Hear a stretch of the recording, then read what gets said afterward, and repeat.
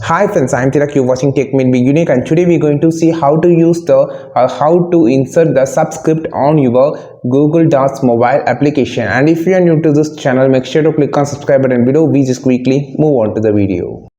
So how to create a subscript on your Google Docs mobile? I just going to show this video. First of all, click on this and create a new document here. So now I just want to type as A2, B2 and C2. So I just first of all I just type as ABC.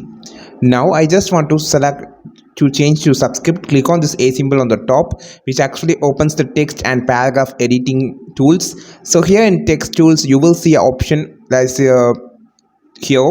So this is called I just tapping here, you can see this is called the subscript. So while you just tapping here, there will be a changes on there.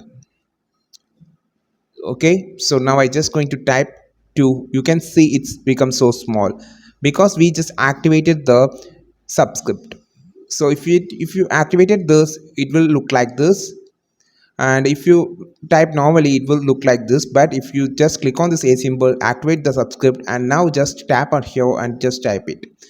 So or you just can copy and paste wherever you want, and this is how you just make this subscript work process. You can just also change the subscript number whenever you want. It's easy and simple. You can just type as A2, B2 and C2, or A3, B3 and C3, A2, B2 and C3, like that. So I think this video helped you a lot. Like this video, share this video, subscribe this channel. We will meet our next video with super valuable content. This is Tilak signing off from Tech Made Be Unique. Have a wonderful day.